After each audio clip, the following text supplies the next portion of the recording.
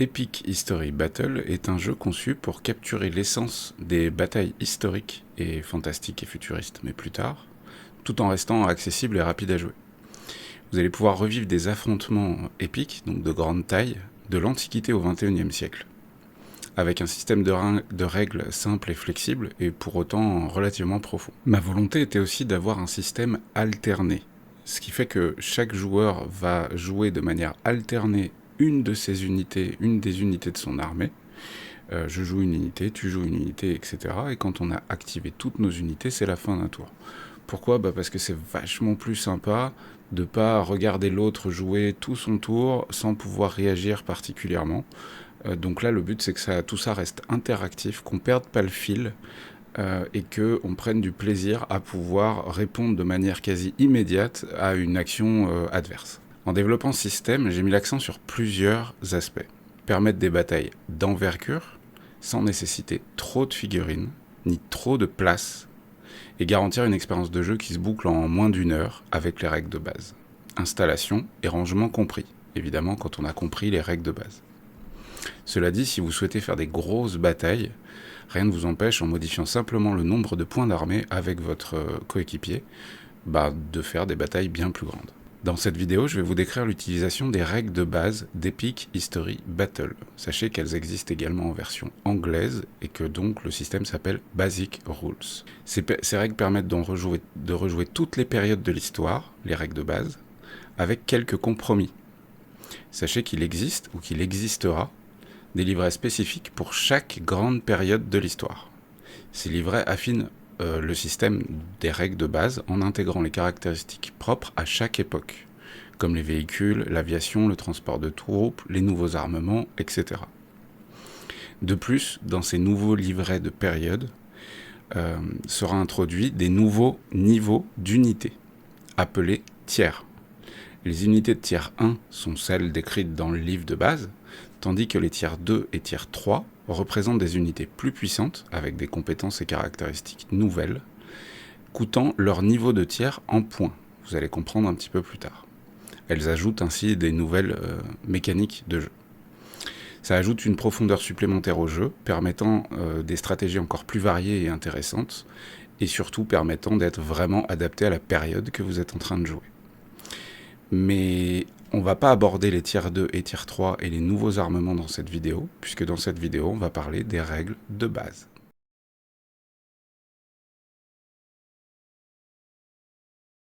Le livre des règles de base d'Epic History Battle est disponible en noir et blanc gratuitement en lien dans la description et intégral. Et il existe une version payante si vous souhaitez soutenir mon travail sur le développement de ce système de règles qui est en couleur.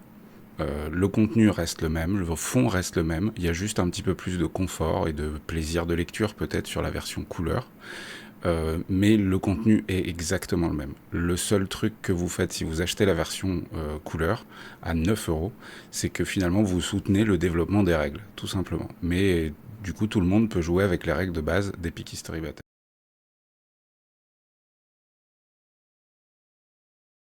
Le matériel de jeu. Pour commencer, parlons un petit peu du matériel de jeu pour jouer à Epic History Battle. Vous aurez besoin de figurines, évidemment, idéalement à l'échelle 15 mm, ou 6 mm, ou 8 mm, bref, à petite échelle, pour avoir un rendu de masse sur vos armées. C'est le côté épique, tout simplement. Mais le système est tout à fait flexible et peut s'adapter à n'importe quelle autre échelle, à condition de vous mettre d'accord avec votre coéquipier ou votre adversaire. Vous pouvez très bien décider d'utiliser des cases sur le terrain de jeu plus grande et du coup une échelle plus grande, un nombre de figurines différent par case pour représenter une unité, etc. Libre à vous de jouer comme vous voulez à Epic History Battle. Évidemment, le système est prévu pour être joué en 15 mm avec la gamme de figurines 15 mm que je propose. Mais jouez avec ce que vous voulez et ce que vous avez. En dehors des figurines, vous aurez également besoin de dés, des dés à 6 faces, et d'au moins un dé à 10 faces, qui servira pour les zones de dispersion. Mais ça, vous devez avoir ça dans votre collection. Vous n'aurez pas besoin de mètres, pas besoin de règles mesureurs ou je ne sais quoi d'autre pour mesurer les distances, puisque le jeu se joue sur un tapis de jeu ou sur un plateau de jeu, que vous pouvez aussi imprimer en 3D, qui est quadrillé. Le plateau de jeu est composé de 18 cases par 12 cases, donc un total de 216 cases de jeu, Et c'est sur ce plateau-là qu'on va jouer sur le format standard à 9 points d'armée. Pour info, hein, encore une fois, si vous voulez le tapis de jeu, il est disponible dans la description. Vous pouvez l'acheter en Battlemate. Et sinon, vous pouvez aussi vous procurer toutes les tuiles et tout le grillage que je montrerai dans une autre vidéo en fichier 3D si vous voulez vous imprimer un beau plateau en 3D. Bon, toujours est-il que le plateau de jeu n'est pas très grand de base, hein. Il fait 90 par 60, 89 cm par 60 cm, ce qui fait que vous pouvez le jouer un peu partout. Même une petite table suffit amplement à jouer Epic History Battle. Mais il vous faut une table de jeu quadrillée. Ensuite, vous aurez bien évidemment besoin des règles. Vous pouvez tout à fait vous limiter à l'utilisation des règles de base. À titre personnel, bon évidemment pour le crash test, mais même pour le plaisir, j'ai beaucoup joué uniquement avec les règles de base, à condition de faire des compromis sur quelle unité représente quoi. Mais dans le fond, ça n'a pas trop d'importance. Évidemment, ça ne reflète pas forcément très très bien la période que vous jouez, mais au moins vous pouvez jouer et découvrir les règles comme ça. Donc le livre de base, après le livret de période qui est peut-être disponible au moment où vous regardez cette vidéo, si vous voulez affiner le système de règles à la période que vous êtes en train de jouer, tout simplement. Sachez que pour les périodes, pour le moment de prévu, il y a l'Antiquité, le Moyen-Âge, l'âge de la poudre, le XXe siècle, l'âge moderne, et ensuite il y aura aussi des versions fantastiques et une version futuriste. Et bien entendu, vous aurez besoin de quelques décors, des arbres, des maisons, des collines, des rivières, des routes, ce genre de choses. Encore une fois, ce sont des fichiers qui sont disponibles en 3D où vous pouvez commander en version physique, mais rien ne vous empêche d'utiliser votre collection déjà existante et de vous mettre d'accord au début de la partie avec votre coéquipier sur écoute, là ma rivière elle dépasse un petit peu sur les cases suivantes, mais au final elle ne concerne que cette case-là, par exemple. Vous aurez également besoin de cartes de jeu. Les cartes de jeu vont représenter vos unités d'un côté, il y en a un certain nombre, puisqu'il y a 6 types d'unités différentes dans les règles de base d'Epic History Battle, on va aborder ça ensuite, et vous aurez également besoin d'un set de cartes de commandement, qui sont au nombre de 5 par joueur, et qui sont identiques pour les 2 joueurs, en tout cas dans les règles de base. Pour information, ces cartes sont en dernière page du livre de règles de base. Vous pouvez les imprimer, les découper, vous pouvez même les plastifier comme je l'ai fait ici. Et voilà, je n'ai pas trouvé de possibilité pour le moment de les commercialiser directement prêtes, donc il va falloir sortir les ciseaux. Vous aurez également besoin de pions, de 2 types de pions différents. Ici, ce sont les pions officiels qui sont disponibles en téléchargement si vous voulez les imprimer en 3D, mais libre à vous d'utiliser n'importe quoi d'autre. Les pions de marqueurs d'activation qui vont être posés à côté d'une unité lorsque celle-ci aura été activée, et les pions de blessure qui vont indiquer qu'une unité a déjà subi une blessure ce tour-là. Sachez qu'à Epic History Battle, à la fin de chaque tour, on retire tous les pions. Et c'est à peu près tout pour le matériel, mais je vais revenir sur un petit détail concernant les figurines pour que vous ayez déjà en début de vidéo une idée du nombre de figurines nécessaires pour jouer. Dans le système standard, une armée est composée de 9 points. En réalité 10 parce que le général a 1 point et sur un socle et est gratuit pour tout le monde. Donc on est à 9 points, mais au final on est à 10 socles d'unités par joueur. Ce qui implique 10 socles d'unités, ça dépend à l'échelle à laquelle vous jouez. Mais pour vous donner une idée, 10 socles, ce sera votre armée. Après, libre à vous d'en faire un peu plus pour pouvoir varier les plaisirs en fonction des parties. Concernant les socles, justement, faites en sorte d'avoir des socles qui ne dépassent pas la taille des cases. C'est peut-être le seul critère important, bien que vous puissiez tout à fait vous mettre d'accord avec votre adversaire ou votre coéquipier sur le fait que, écoute, j'ai un socle de 6 cm, les cases font 5, est-ce que ça ne te gêne pas qu'on sait très bien où se trouve l'unité, elle déborde un peu sur les autres, est-ce que ça ne te gêne pas? Et puis voilà, si vous êtes d'accord, ça ne gêne personne, ça dérange personne, et ça change pas du tout la profondeur du système, ni même les problèmes de ligne de vue ou autres, puisque toutes les lignes de vue et les distances sont calculées sur les cases. Donc finalement, les socles ne font que représenter une unité présente sur cette case. Voilà, donc vous pouvez jouer avec vos vieilles figurines d'autres systèmes de jeu, avec des nouvelles, sans aucun problème, à condition de vous mettre d'accord avec votre adversaire. Mais en gros, 5 par 5 cm de côté, maximum si vous jouez en 15 mm avec les figurines prévues pour Epic History Battle. D'ailleurs, les socles sont gratuits et en téléchargement gratos dans la description. Pour les véhicules, et pour ceux qui jouent donc aux périodes où il y a des véhicules, le soclage n'est pas nécessaire. Vous n'avez pas besoin de socler, encore une fois, comme je l'ai dit. Ce qui est important, c'est la case sur laquelle il se trouve, donc il n'y a pas besoin de socle pour les véhicules. Les unités. Au cœur même d'Epic History Battle, l'unité constitue l'élément central du système de jeu. Qu'il s'agisse d'un groupe de combattants ou d'un véhicule, chaque entité sur le champ de bataille est considérée comme une unité. Une armée standard dans Epic History Battle est typiquement composée de 9 unités de votre choix qui vont vous permettre de composer votre armée. Chaque unité dans les règles de base est évaluée à 1 point. Elles ont donc toutes la même valeur, à l'exception du général, qui vaut aussi 1 point, mais qui, dans le cadre d'une partie standard, est gratuit pour tout le monde. Il est important de retenir 3 règles essentielles sur une unité à Epic History Battle, qui découlent sur beaucoup d'autres règles. N'oubliez pas que, sauf indication contraire sur la carte d'une unité, les unités ne peuvent pas se déplacer en diagonale sur le champ de bataille, d'une case en diagonale vers une autre. Les unités peuvent tenir un objectif. Et les unités ne peuvent recevoir qu'un seul pion blessure par tour. Si elles en subissent un second, elles sont détruites. Vous allez comprendre un petit peu plus loin. Revenons maintenant à la présentation des 6 différents types d'unités qu'il existe à Epic History Battle. Et commençons par le plus important qui se trouve être gratuit dans le format standard, à savoir le général. Sur toutes les cartes, vous avez un résumé de toutes les informations les plus importantes à connaître pour vos unités. Le général dispose d'un mouvement de 3. On va aborder les mouvements juste après, mais partez du principe que c'est très simple. 1, 2, 3, on fait 3 cases, tout simplement. Il a une vue à 360 degrés. C'est indiqué sur sa carte. Donc il a une visibilité qui n'est gênée par rien autour de lui. Il n'a pas d'angle de champ de vision. Il a également pas de flanc et pas d'arrière, ce qui implique qu'il ne peut pas être pris de flanc et qu'il ne peut pas non plus être pris par l'arrière. Ce genre d'attaques peuvent être fatidiques et vraiment importantes, mais dans le cas du général, c'est un personnage unique. Il voit partout autour de lui, il n'a pas de flanc et pas d'arrière. Et ensuite, il a une capacité spéciale qui est indiquée sur sa carte, qui s'appelle Commandement, et qui accorde un avantage à toutes les unités qui l'entourent au début de leur activation. Vous allez comprendre plus loin. Passons au deuxième type d'unité aussi très représentée, les combattants. Les combattants qui ici sont représentés par une unité de lancier. Les combattants disposent d'un mouvement de 2 cases. Ils accordent à leur unité une zone d'opportunité. Vous allez comprendre pourquoi. La case de devant et les 2 cases latérales, qui sont des zones d'opportunité pour eux, c'est-à-dire que si quelqu'un en sort, ils peuvent mettre une attaque, mais vous allez comprendre. Et ils ont une vue à 180 degrés.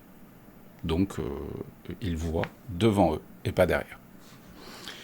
Eux, contrairement au général, ils ont un flanc, ils ont un arrière, voilà, et ils ne peuvent pas faire de diagonale, etc., alors que le général le peut. Continuons avec les unités de type cavalier, qui ici sont représentés par 6 cavaliers sur un socle de 5 cm de côté. Les cavaliers sont rapides, ils disposent donc d'un mouvement de 4 cases.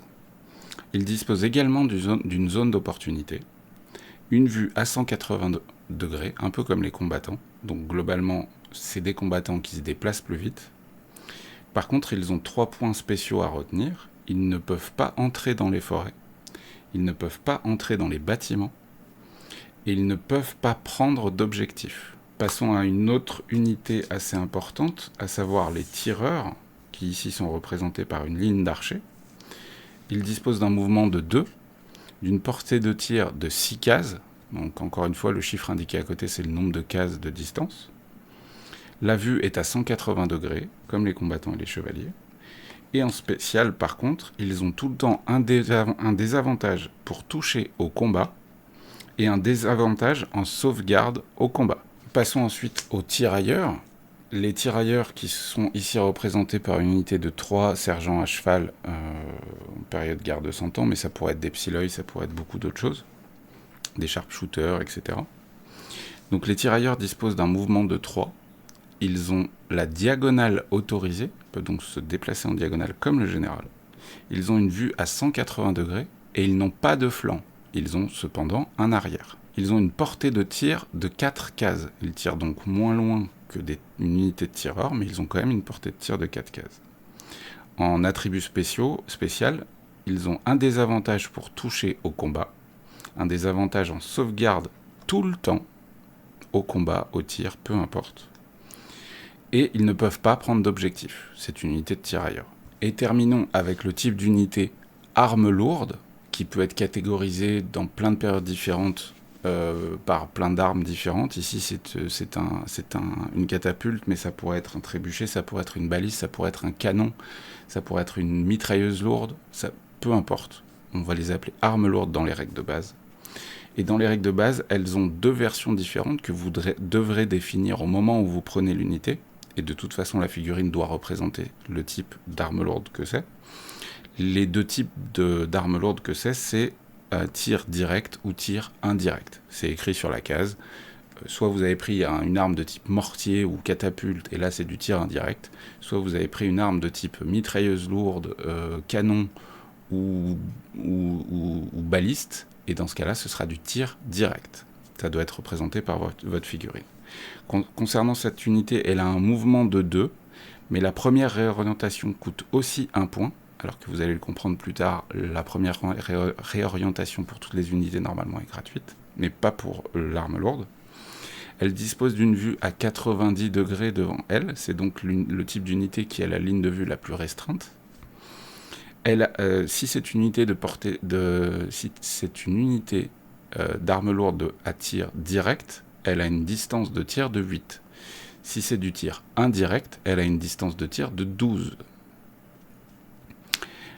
Si jamais c'est un tir indirect, il n'y a pas de jet pour toucher. Vous allez comprendre plus tard, vous désignez la case, vous jetez le dé de dispersion et on voit où ça tombe. Par contre, si c'est une unité de tir direct, là vous aurez besoin d'effectuer un jet de tir normal. Et en spécial, elle impose un désavantage à la sauvegarde au tir, sa cible a donc un désavantage au tir en sauvegarde. Elle subit un désavantage pour toucher au combat, et elle subit un désavantage en sauvegarde tout le temps. Voyons maintenant les règles avec le principe aussi très simple du 4+, avantages et désavantages. Il est essentiel de comprendre ce système très simple d'avantages, de désavantages et du 4+. Par défaut, à Epic History Battle, toutes les actions entreprises par vos unités doivent être résolues par le jet d'un dé à 6 faces et réalisées 4 ou plus, 4, 5 ou 6. Quand vous disposez d'un avantage, vous augmentez vos chances de réussite, donc vous allez diminuer la difficulté sur le dé à 6 faces. Si vous avez un avantage, vous passez donc de 4+, à 3 ou plus, 3, 4, 5, 6 pour toucher. C'est plus facile parce que vous avez un avantage. Si vous avez un désavantage, vous faites l'inverse. Vous augmentez la difficulté de la chance de réussite. Donc, si j'ai un désavantage, je passe de 4+, à 5+. Les avantages sont cumulables. Vous pouvez très bien avoir 2 avantages, et donc passer à 2 ou plus, mais aussi un désavantage, donc vous revenez à 3 ou plus. C'est aussi simple que ça. Quand vous avez compris ça, il y a aussi quelque chose de très important à Epic History Battle, c'est les limites maximum.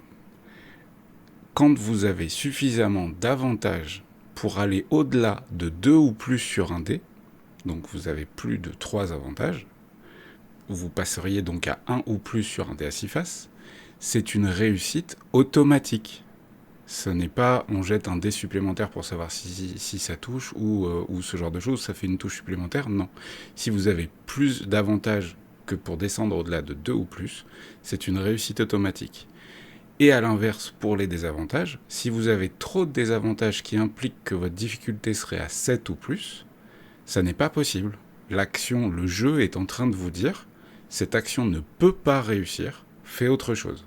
Dans le livre de règles, vous pouvez trouver la liste très précise des avantages que vous pouvez obtenir et des désavantages que vous pouvez obtenir. Je ne vais pas tous les aborder dans cette vidéo parce qu'elles sont écrites très simplement dans le livre de base, mais partez du principe qu'un avantage, vous allez l'obtenir par exemple quand vous faites une charge de flanc, lorsque vous êtes en train de charger, ce genre de choses. Et les désavantages, vous allez les subir en fonction du terrain, en fonction de si votre unité a déjà été activée ce tour-là, en fonction de plein de facteurs. Par exemple, une arme lourde va imposer un désavantage à la sauvegarde de la cible, ce genre de choses. Mais ça, je vous laisse jeter un œil aux règles, c'est écrit sur la page 17 du livre de règles de base. Parlons brièvement de l'activation alternée. À Epic History Battle, les deux joueurs vont alterner l'activation d'une unité de leur armée. C'est pour ça que chaque unité de votre armée dispose de sa carte d'activation. Quand vous allez activer votre unité, vous allez effectuer son mouvement et son action d'attaque dans l'ordre dans lequel vous voulez. Si vous désirez faire une action d'attaque et ensuite votre mouvement, vous pouvez le faire. Ce sont des points de mouvement total pour votre activation. Si vous souhaitez décomposer votre mouvement et effectuer l'action d'attaque entre le mouvement, c'est aussi possible. Vous pouvez très bien, pour une unité de cavalerie par exemple, effectuer une action de charge de 2 points de mouvement, effectuer l'attaque. Et si vous désirez sortir du combat avec les 2 points de mouvement qu'il vous reste, en respectant les règles de la zone d'opportunité si elle est là, vous avez le droit de le faire. Par contre, une chose qui est totalement interdite, c'est d'effectuer plusieurs actions d'attaque pendant la même activation d'une unité. Dans la section matériel de jeu, je vous parlais également des petits pions d'activation. Quand vous allez activer une unité à Epic History Battle, à la fin, quand vous aurez terminé de l'activer, vous allez devoir placer un petit pion activation à côté de celle-ci. Ce pion d'activation impose par exemple déjà un désavantage à tous ces jets par marqueur d'activation. Ce qui induit par là que des marqueurs d'activation, on peut en avoir plusieurs. Ce qui veut donc dire qu'on peut activer plusieurs fois la même unité dans le même tour de jeu, tout simplement, mais qu'à chaque fois, on va lui imposer un nouveau marqueur d'activation. Et là, vous allez me dire, ouais, mais il faut que j'ai la bonne carte d'unité en question. Oui, à Epic History Battle, quand vous prenez plusieurs unités de même type dans votre armée, vous allez vous offrir l'avantage et le loisir de pouvoir activer l'unité de votre choix de ce type de votre armée.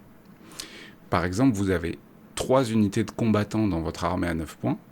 Quand vous allez piocher une carte combattant, vous êtes libre d'utiliser cette carte d'activation d'unité combattant sur n'importe laquelle des unités de combattants de votre armée encore présente sur le champ de bataille. Ce qui implique que vous pouvez très bien activer une unité qui a déjà été activée, et donc lui rajouter un marqueur, ou activer n'importe quelle autre unité de combattants de ce type, donc, de votre armée. Distance, mouvement et ligne de vue. Avant d'aborder les mouvements et les lignes de vue en détail, il est crucial que vous preniez bien en compte le fait que, à Epic History Battle, les diagonales ne sont pas autorisées pour la prise de mesures de distance, qu'elle ce soit pour la distance de tir ou la distance de mouvement. Les seules unités capables de se déplacer en diagonale sont les unités de type tirailleur et le général. C'est tout. Concernant le mouvement, c'est extrêmement simple. Le principe ici, avec une unité de combattant, je dispose d'une capacité de mouvement de 2 cases. Je vais donc pouvoir avancer de 2 cases. Si je veux aller en L, je vais faire 1, 2. Ou encore une fois, je vais faire 1 ou 2. Peu importe. Mais en aucun cas, je ne peux faire une diagonale. En tout cas, avec une unité de combattant. Si c'était le général ou un tirailleur, ce serait possible. Ils ont une très bonne mobilité et c'est tout l'intérêt de ce type d'unité. Concernant le mouvement, donc un cavalier qui dispose de 4 cases va pouvoir librement effectuer 4 cases tout simplement. Comme je l'ai dit précédemment dans la phase d'activation, vous êtes libre de décomposer votre mouvement comme vous le voulez pendant l'activation de cette unité. Vous pouvez très bien faire 2 mouvements, attaque, et 2 mouvements, je retourne, je recule, je me déplace ailleurs, etc. Ça ne pose aucun problème. Mais encore une fois, il n'y a qu'une seule activation d'attaque par tour. Parlons aussi des réorientations.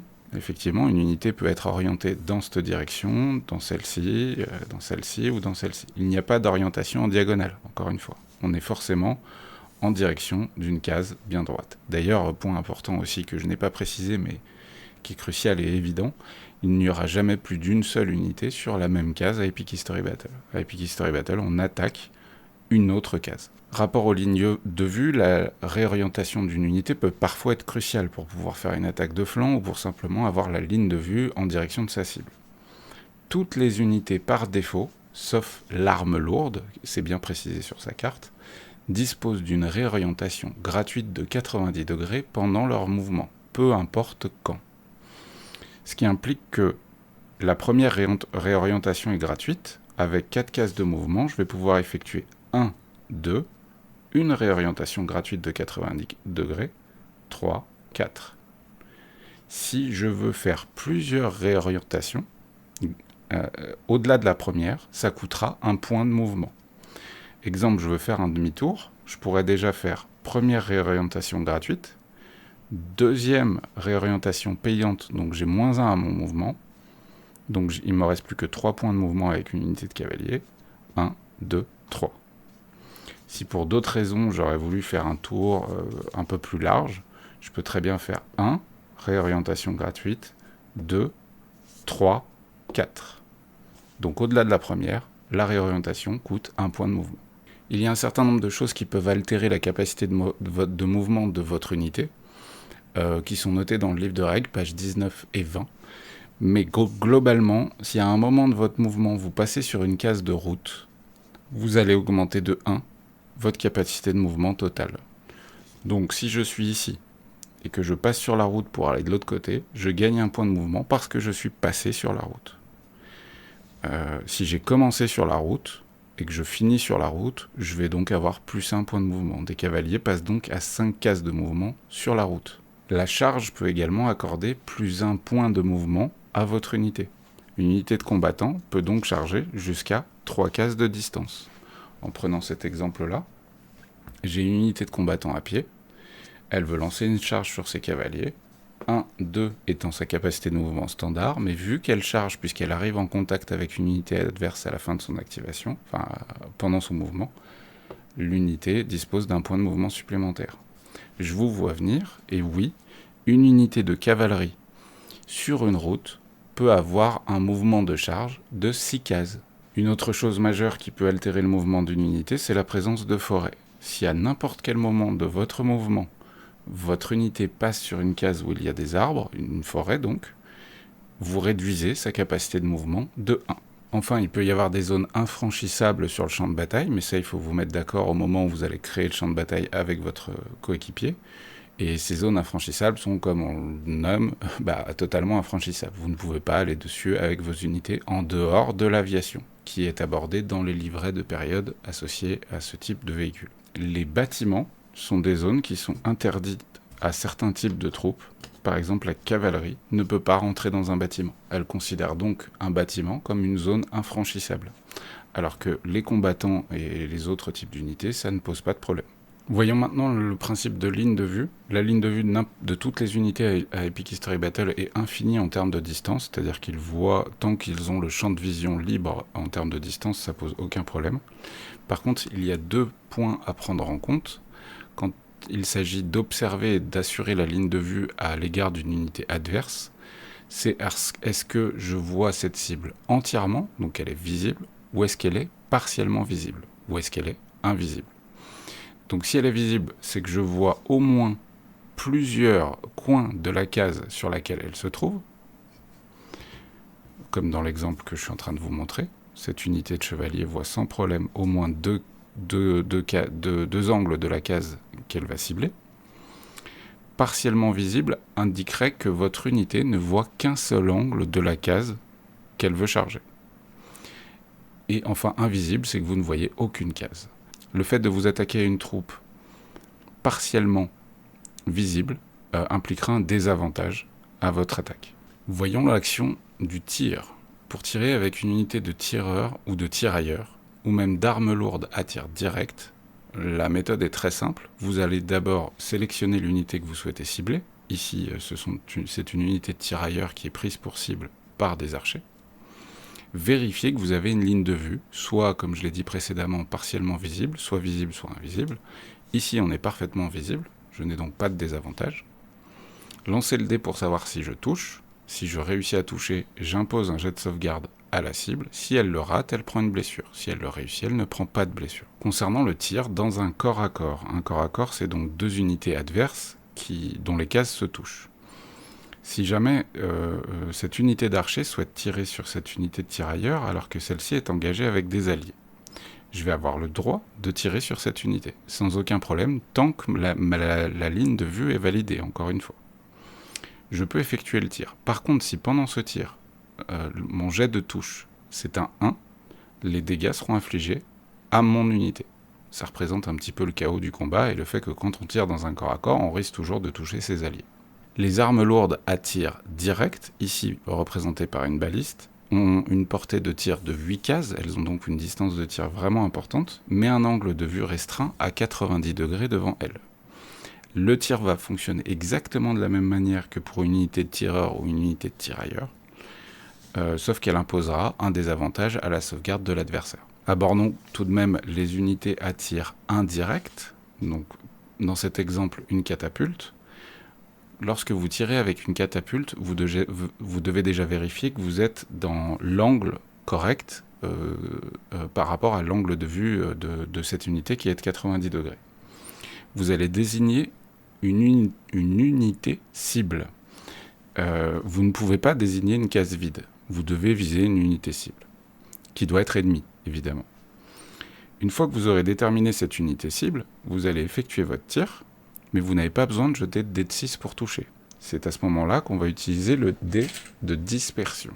Le dé de dispersion, ici, va être un dé à 10 faces, puisqu'en fait, la case centrale va représenter le 1 et le 10, et toutes les autres vont être en fait les autres numéros du dé. Donc on va commencer avec 1, on se place toujours du côté du tireur. Donc là, à côté du tireur, c'est ici. Donc je pars de là, 1, c'est mon unité cible, 2, 3, 4, 5, 6, 7, 8, 9, 10. Sur un dé à 10 faces, on a donc 2 chances de toucher l'unité cible. Mais on a aussi des chances de faire des dégâts dans les cases autres, d'où l'intérêt de tirer sur des zones où les unités vont être plutôt compactes. Une fois qu'on sait où le projectile est tombé, l'unité va devoir faire un jet de sauvegarde normal, avec un désavantage, puisque les armes lourdes imposent toujours un désavantage à leur cible. Nous allons maintenant parler du combat au corps à corps. Dans un corps à corps à Epic History Battle, il y aura toujours un joueur actif, celui qui est dans la phase d'activation de son unité et qui lance le combat, et le joueur défenseur qu'on appellera le défenseur. Lors d'une activation de combat au corps à corps, seul l'attaquant effectue son attaque. Le seul moyen pour que l'unité en défense effectue une attaque serait que l'attaquant sorte de la zone d'opportunité du défenseur. Comme d'habitude, pour effectuer un jet d'attaque au corps à corps, c'est toujours le 4 ou plus qu'on connaît à Epic History Battle. Cette unité de combattant attaque celle-ci. Par défaut, elle serait à 4 ou plus si c'était un combat standard entre deux unités. Il y a plusieurs facteurs qui peuvent vous apporter des avantages et des désavantages au corps à corps. Je vous invite à consulter la page 23 et 24 du livre de règles où elles sont toutes détaillées. Partez du principe que une charge accorde un avantage. En dehors d'accorder le point de mouvement supplémentaire, il accorde aussi un avantage. Ce qui fait que si cette unité-là vient de charger celle-ci, au lieu du 4+, elle devra faire un 3 ou plus. Il y a d'autres avantages, mais là j'aimerais surtout aborder le combat multiple. Cette unité-là est en contact avec celle-ci. C'est elle qui va initier l'attaque. Au moment de son activation, le joueur décide de dire « j'attaque celle-ci ». Il y a plusieurs avantages et désavantages qu'on va pouvoir calculer, mais là on va surtout prendre en compte les soutiens latéraux et soutiens arrière. À Epic History Battle, il y a 3 types de soutiens. Le soutien latéral droit, le soutien latéral gauche et le soutien arrière, à condition bien évidemment que ce soit des unités alliées. On va donc ensuite faire un calcul simple, c'est qu'ici j'ai 1 et 2 soutiens, lui n'en a aucun. On va prendre en compte simplement le fait que j'ai plus de soutien que l'adversaire. On ne va pas ajouter autant de soutien que le nombre de soutiens que j'ai, mais uniquement faire le calcul de est-ce que j'ai plus de soutien que toi ou l'inverse. Là, on constate que j'ai, par exemple dans ce cas-là, un seul soutien, j'ai plus de soutien que lui, je dispose d'un avantage grâce au surnombre. Si j'en avais 2, j'aurais aussi uniquement un avantage supplémentaire parce que j'ai plus de soutien que lui. Dans ce cas de figure-là, lui dispose d'un soutien arrière, lui dispose d'un soutien latéral et d'un soutien arrière, j'ai plus de soutien que toi, je dispose d'un avantage. Attention, une unité qui est engagée déjà dans un contact au corps à corps ne peut pas être considérée comme un soutien. Dans ce cas de figure-là, on repart toujours sur le principe de cette unité de combattant lancier qui attaque celle-ci. On pourrait dire, elle a un soutien latéral ici et un soutien latéral ici, droite et gauche. Mais ce soutien latéral est en contact lui-même avec une unité adverse. Il ne compte donc pas. On repart donc avec le principe simple de un soutien latéral droite, un soutien arrière. Toi, tu ne disposes que d'un soutien, puisque celui-ci ne compte pas, puisqu'il est en contact avec les miens. J'ai donc toujours l'avantage, puisque j'ai plus d'unités que toi en soutien. Une fois qu'on a effectué l'attaque, on va imposer à l'adversaire, si on a réussi à toucher, un jet de sauvegarde, qui comme toujours sera à 4 ou plus, avec d'éventuels avantages, désavantages, qui sont détaillés dans le livre de règles. Et à l'issue du combat, si on a détruit l'unité adverse, on pourra décider de prendre position. Si jamais j'ai réussi à détruire cette troupe, puisqu'elle avait déjà un marqueur de blessure par exemple, et que j'ai réussi à la détruire, je peux tout à fait décider avec mon unité de prendre la position de mon adversaire et de me réorienter de manière totalement gratuite dans le sens dans lequel je veux, à 360 degrés. J'ai pris position du terrain et du coup je me mets sur la case de l'unité que je viens de détruire.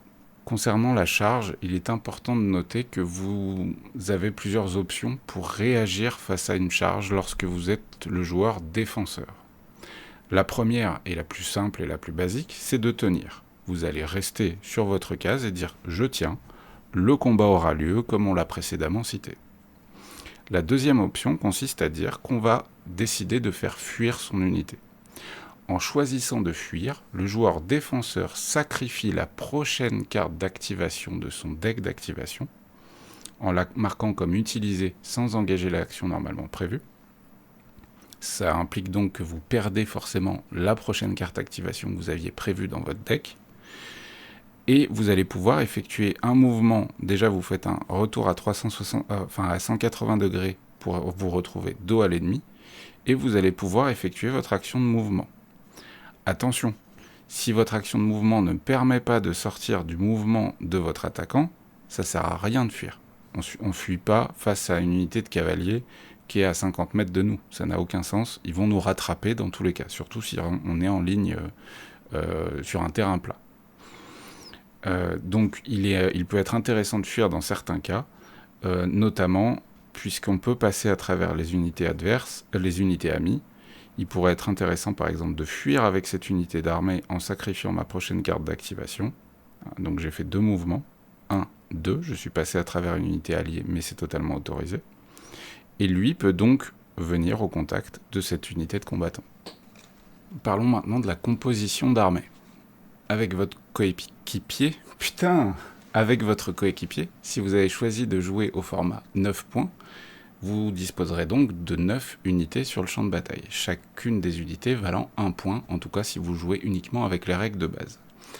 Pour composer l'armée, vous allez donc disposer à droite et à gauche du plateau la boîte dans laquelle vous stockez vos unités, et de manière alternée, vous allez prendre chacun votre tour une unité dans votre réserve d'armée, pour composer votre armée en commençant toujours par le général, puisqu'il est gratuit et tout le monde l'a.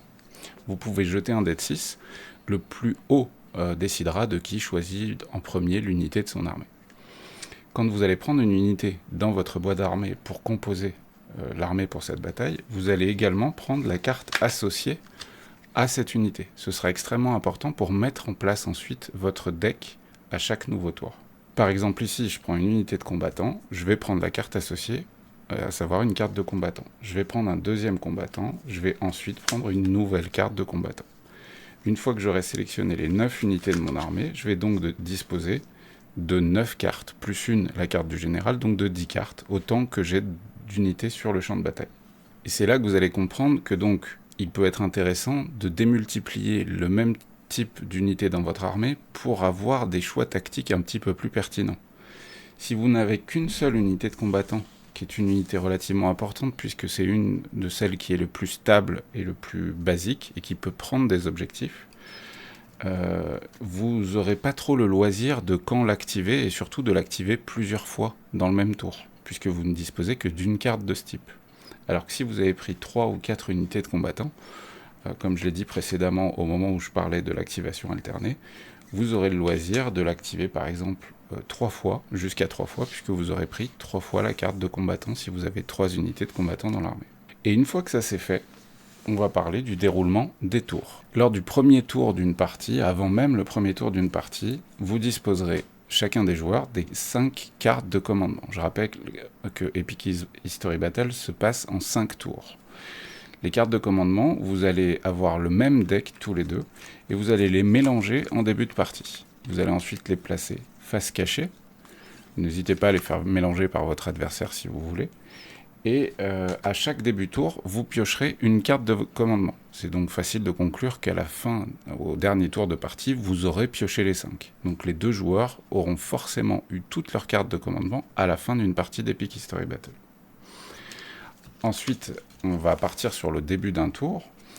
Avant même de commencer à activer la première unité, vous allez devoir ordonner vos cartes d'unité. On part du principe en fait que vous êtes le général qui envoie ses ordres en disant « toi tu fais ça, toi tu fais ça, toi tu fais ça, etc. » Et donc vous allez devoir ordonner vos 9 cartes, vos 10 cartes de commandement, en tout cas au tour 1 si vous n'avez pas perdu de troupes, dans le sens dans lequel vous allez vouloir les activer. Partons du principe qu'en premier, je veux activer mon général. Je vais donc, dans ma main, le mettre au fond. Ensuite, je veux activer une unité de combattants, encore des combattants, encore des combattants. Ensuite, un tirailleur, une arme lourde, etc.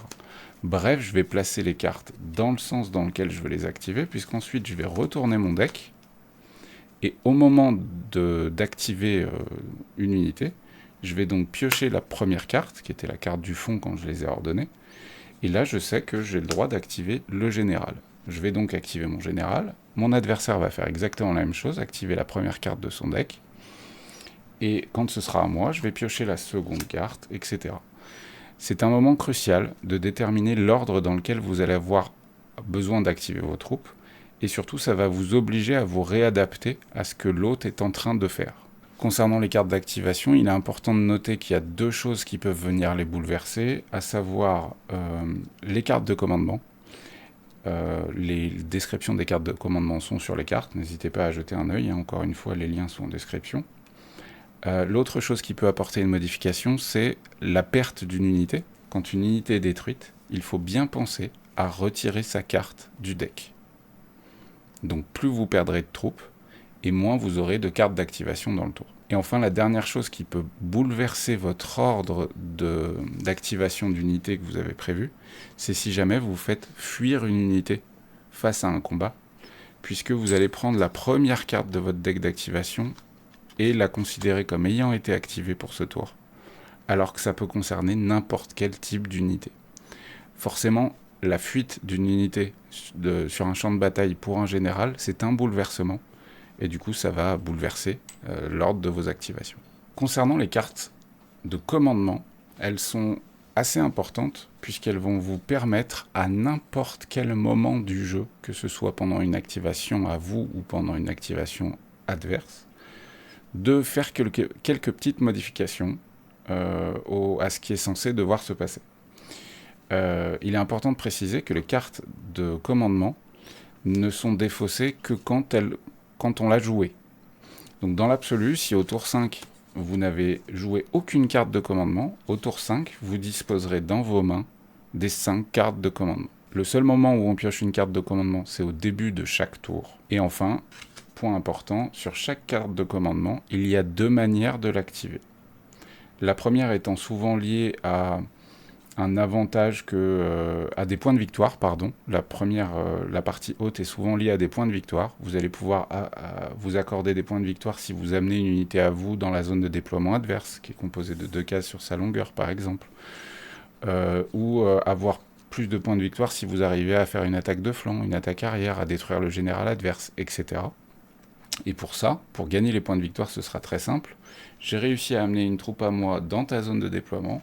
Je vais craquer ma carte de commandement et dire je gagne un point de victoire, j'utilise la partie haute, donc on va augmenter le nombre de points de victoire de son total en craquant la carte. La deuxième activation, la zone inférieure, concerne souvent un bonus, soit une relance au dé d'un jet qu'on vient de faire, mais on est obligé d'accepter le deuxième résultat, soit un avantage.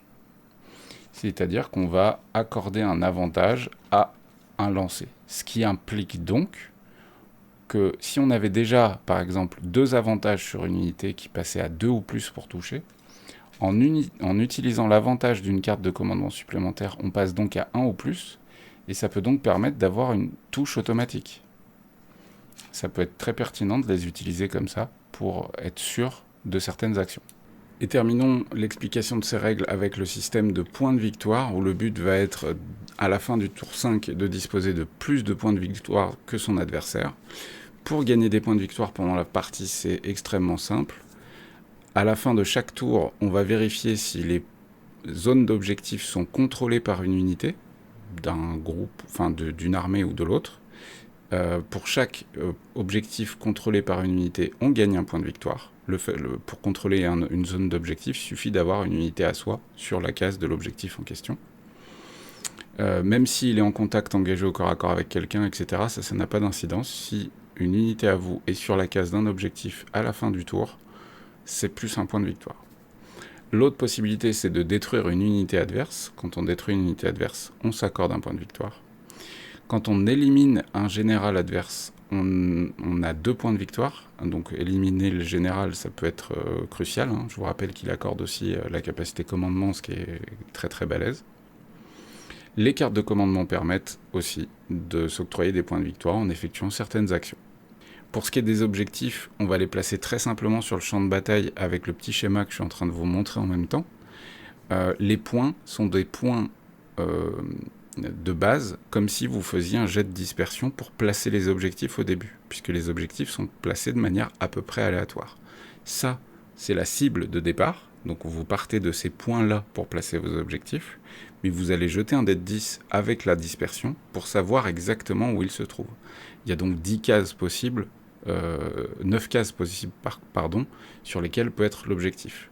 Ça représente le côté un petit peu aléatoire du champ de bataille avant une partie. Un petit détail qui peut être relativement important à Epic History Battle, alors c'est la gestion du temps. Certainement pas sur votre première partie ou vos 2-3 premières parties, puisque vous allez avoir besoin de temps pour appréhender le système, qui, vous allez le voir, est finalement bien plus profond qu'on ne l'imagine. Mais sur les parties suivantes, si vous voulez avoir un cadre un petit peu plus précis, je vous invite à essayer de temporiser, de timer vos activations. Un peu comme dans le cas d'une partie d'échecs. Effectivement, vous allez vite voir que vu que là c'est des cases et qu'on peut tout calculer à l'avance, à condition d'avoir un gros cerveau et beaucoup de neurones, on a envie de passer beaucoup de temps à choisir l'activation qu'on va faire, à se dire, bon alors si je fais ça, ça peut donner ça, si je fais ça, ça peut donner ça, etc. Et du coup, ça peut donner lieu à des parties extrêmement longues, beaucoup trop longues, comme une partie d'échecs qui pourrait durer 2 ans, parce qu'on envisage toutes les possibilités. Je vous invite vraiment à utiliser ce genre de petite pendule d'échecs qui va permettre de dire on va se limiter à 30 secondes maximum pour la prise de décision de l'activation. Parce que 30 secondes, c'est déjà long. Et ensuite, on effectue l'activation. Et l'activation, on ne la compte pas dans le timer, puisque c'est un jeté de dés, et puis c'est des échanges, c'est des moments sympas avec le copain. Mais la phase de réflexion, je pense qu'il faut la timer pour pas arriver à des parties trop longues, parce que vous allez voir que le système pousse à vouloir tout calculer. Cette vidéo sur les règles de base d'Epic History Battle touche à sa fin. J'espère que ça vous a plu. J'espère que ça aura clarifié certains points si vous avez déjà lu les règles sur le PDF gratuit. Voilà, que ça vous aura aidé à comprendre peut-être un petit peu mieux certaines choses. Il y aura d'autres vidéos consacrées à Epic History Battle, probablement avec au moins une expli partie, donc une vidéo où je vais faire une partie intégrale et l'expliquer en même temps pour être sûr que vous ayez bien compris le déroulement. Et puis probablement d'autres où j'expliquerai ensuite les différents livrets de période, puisqu'ils impliquent de nouvelles mécaniques dans le jeu qui lui apportent plus de profondeur pour l'associer à la période que vous êtes en train de jouer. Je vous souhaite bonne peinture, bon jeu, bonne lecture du coup, et on se retrouve très vite pour des nouvelles vidéos. Ciao ciao!